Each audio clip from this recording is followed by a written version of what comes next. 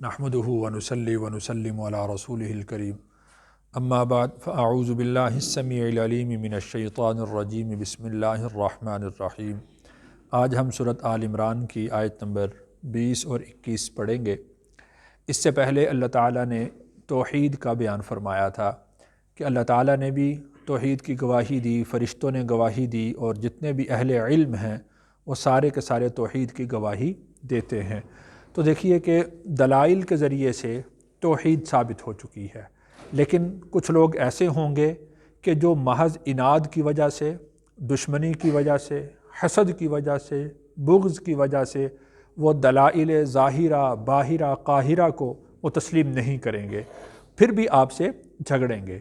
اگر وہ آپ سے جھگڑتے ہیں تو پھر آپ علیہ الصلاۃ والسلام کا رویہ کیا ہونا چاہیے، اس کو اللہ تعالیٰ نے اس آیت کے اندر بیان فرمایا ہے۔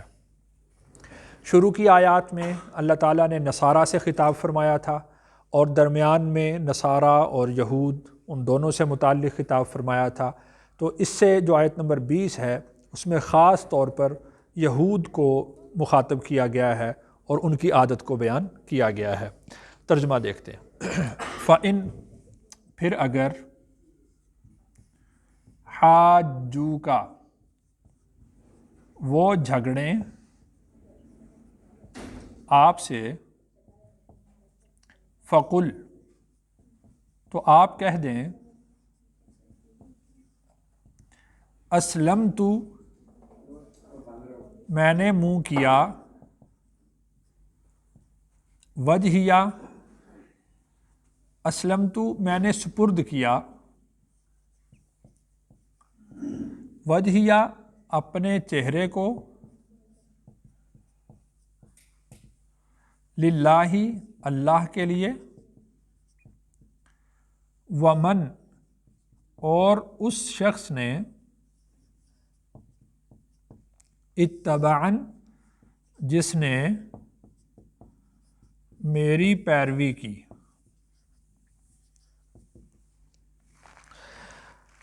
تو یہ ہے انبیاء علیہم الصلاۃ والسلام کا طریقہ اور طرز کہ جو خام خواہ ضد پر اڑ جائے، حق بات کو قبول نہ کرے، تو اس کے ساتھ بحث و مباحثہ نہ کیا جائے، اس کے ساتھ الجھا نہ جائے، اس کو منوانے کی کوشش نہ کی جائے، بلکہ اپنا جو موقف ہے اس کے سامنے رکھ دیں، اپنی بات واضح طور پر اس کے سامنے رکھ دیں، اور اس کے بعد پھر اس کو چھوڑ دیں۔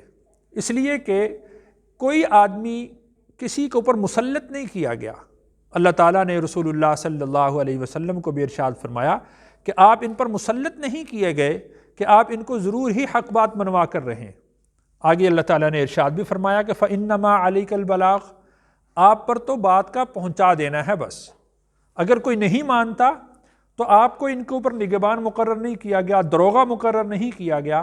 آپ جو اپنی بات ہے اس کو واضح طور پر بیان کر دیں کہ اگر تم جھگڑتے ہو، اگر وہ آپ سے جھگڑیں تو آپ ان کو یہ کہہ دیں کہ اسلمت وجہی للہ ومن اتبعن میں نے اپنا رخ اللہ کی طرف کر دیا ہے، اور جو میرے پیروکار ہیں انہوں نے بھی اپنا رخ کس کی طرف کر دیا؟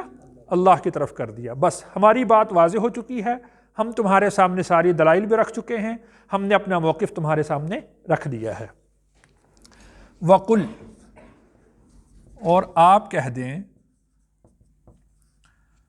للذین ان لوگوں سے، اوت الکتاب جنہیں کتاب دی گئی،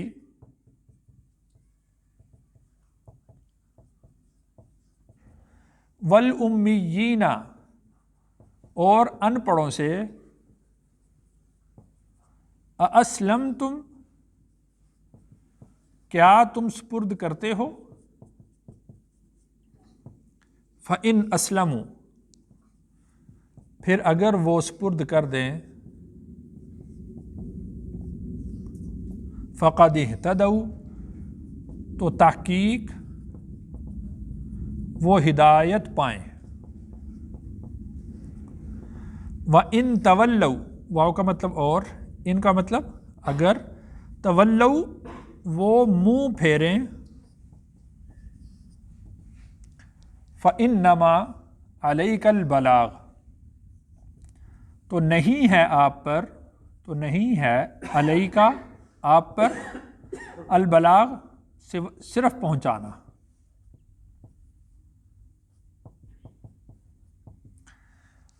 واللہ اور اللہ بصیر دیکھنے والے ہیں بالعباد بندوں کو. اب یہ بات بالکل واضح ہو گئی کہ آپ ان لوگوں سے کہہ دیں جنہیں کتاب دی گئی. اہل کتاب سے مراد کون ہیں؟ یہود اور نصارہ.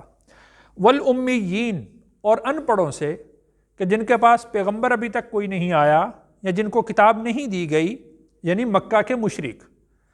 آپ اہل کتاب سے بھی کہہ دیں، مشرکین سے بھی کہہ دیں. اسلمتم، کیا تم اسلام قبول کرتے ہو؟ کیا جس طرح ہم نے یہ رویہ اختیار کیا ہے کہ ہم نے اللہ کے سامنے سر تسلیم خم کر دیا، اسلمتم، کیا تم بھی اسی طرح اللہ کی اطاعت اور فرما برداری میں آتے ہو؟ اگر وہ آ جائیں تو فقد اہتدوا، تو وہ بھی ہدایت یافتہ ہو جائیں، وہ بھی آپ کے طریقہ پر آ جائیں گے اور ومن اتبعن کے اندر شامل ہو جائیں گے کہ وہ آپ کی پیروی کرنے والے ہو جائیں گے. یہ ایک بات ہوئی. دوسری صورت کیا ہو سکتی ہے؟ وَإِن تَوَلَّوْا، اگر وہ منہ پھیریں تو فَإِنَّمَا عَلَيْكَ الْبَلَاغُ، تو آپ پر تو صرف کیا ہے؟ پہنچا دینا ہے. بات آپ نے ان کے سامنے رکھ دی ہے، آپ نے بات ان کو سمجھا دی ہے، دلائل سارے ان کے سامنے رکھ دیے ہیں، دلائل عقلیہ بھی رکھ دیے، دلائل نقلیہ بھی رکھ دیے، دلائل تکوینیہ بھی رکھ دیے، دلائل تنزیلیہ بھی رکھ دیے، سب ان کے سامنے آپ نے رکھ دیا ہے، تو آپ پر تو پہنچا دینا تھا. واللہ بصیر بالعباد، اور اللہ اپنے بندوں کو دیکھنے والے ہیں، آپ کی محنت کو بھی دیکھ رہے ہیں. اور آپ نے اللہ کا جو پیغام جس صداقت کے ساتھ، جس امانت اور دیانتداری کے ساتھ، جس محنت اور مشقت کے ساتھ اور جس شفقت اور مہربانی کے ساتھ ان تک پہنچایا ہے، وہ بھی اللہ کی نظر میں ہے. اور ان کی طرف سے جس عناد کا، جس بغض کا، جس حسد کا، جس دشمنی کا اظہار ہو رہا ہے، وہ بھی اللہ کے سامنے بالکل واضح ہے. واللہ بصیر بالعباد، سارے کے سارے بندے وہ اللہ کی نظر میں ہیں. ان الذین، انا بے شک، الذین وہ لوگ، یکفرون جو انکار کرتے ہیں، بآیات اللہ، اللہ کی آیات کا، وَيَقْتُلُونَ اور وہ قتل کرتے ہیں، النبیین نبیوں کو، بغیر حق نا حق، وَيَقْتُلُونَ اور وہ قتل کرتے ہیں، الذین ان لوگوں کو، یأمرون جو حکم کرتے ہیں،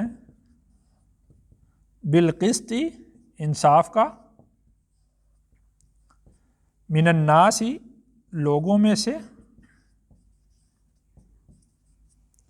فبشرہم تو آپ خوشخبری سنا دیں،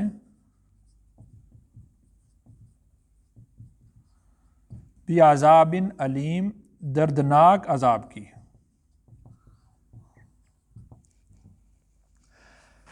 تو ان آیات سے خاص طور پر یہود کو خطاب کیا گیا ہے، اس لیے کہ یہود کی یہ عادت تھی کہ وہ انبیاء علیہم السلام کو اور انبیاء کے پیروکار صالحین کو قتل کر دیا کرتے تھے. جس طرح اس وقت رسول اللہ صلی اللہ علیہ وسلم کے زمانہ میں وہ رسول اللہ صلی اللہ علیہ وسلم کی جان کے دشمن ہوئے اور صحابہ کے دشمن ہوئے. تو وہ ان کا یہ طریقہ ہے، ان کا یہ طرز رہا ہے، شروع سے ہی انبیاء علیہم السلام کے قاتل رہے ہیں اور ان لوگوں کے قاتل رہے ہیں جو حق پر قائم رہتے تھے اور حق بات پہنچایا کرتے تھے، انبیاء کے پیروکار ہوا کرتے تھے تو ان کو قتل کر دیتے تھے. اور انبیاء کا قتل کرنا بغیر حق، ناحق قتل کرنا تھا. دیکھیے کہ جو قتل ہے حق کے ساتھ اس کی کچھ صورتیں ہو سکتی ہیں. مثال کے طور پر اگر کوئی شخص شادی شدہ ہو اور وہ زنا کرے تو اس کو قتل کیا جائے گا. کسی نے کسی کو قتل کیا ہے تو اس کے عوض میں اس کو قتل کیا جائے گا. اور اسی طرح اگر کوئی مرتد ہو جاتا ہے اس کو قتل کیا جائے گا. اسی طرح اگر کوئی شخص ڈکیٹی کرتا ہے اس کو قتل کر دیا جائے گا. اور اسی طرح جو کافر محارب ہے میدان جنگ میں اترتا ہے تو اس کو قتل کیا جائے گا۔ تو یہ جو 5 احتمالات ہیں یہ انبیاء علیہم السلام کے اندر تو ممکن ہی نہیں کہ یہ پائے جائیں، تو پھر انبیاء کا قتل کیوں کر جائز ہوگا؟ تو جب وہ انبیاء علیہم السلام کو قتل کرتے ہیں تو وہ انبیاء کا قتل ناحق ہے، اور انبیاء کے جو پیروکار ہیں وہ انبیاء ہی کی تعلیمات لوگوں تک پہنچاتے ہیں، انصاف کی بات کرتے ہیں، حق کی بات کرتے ہیں، تو وہ جس طرح انبیاء کے قاتل ہوئے اسی طرح انبیاء کے متبعین صالحین کے بھی وہ قاتل ہوئے۔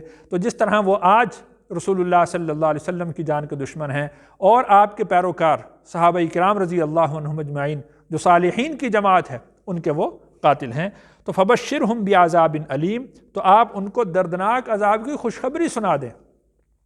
دیکھیں کہ خوشخبری تو کسی اچھی بات کی ہوتی ہے، لیکن اگر کوئی شخص کسی چیز کے لیے محنت کرے اور اس محنت کا اس کو نتیجہ نہ ملے تو اس سے وہ افسردہ ہوتا ہے۔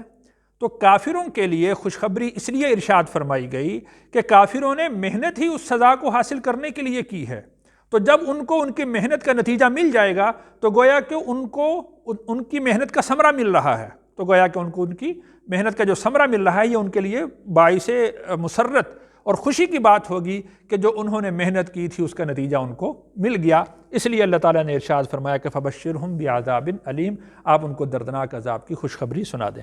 اللہ تعالیٰ سے دعا ہے اللہ تعالیٰ مجھے اور آپ کو رسول اللہ صلی اللہ علیہ وسلم کی تعلیمات پر پورا عمل کرنے کی توفیق عطا فرمائے۔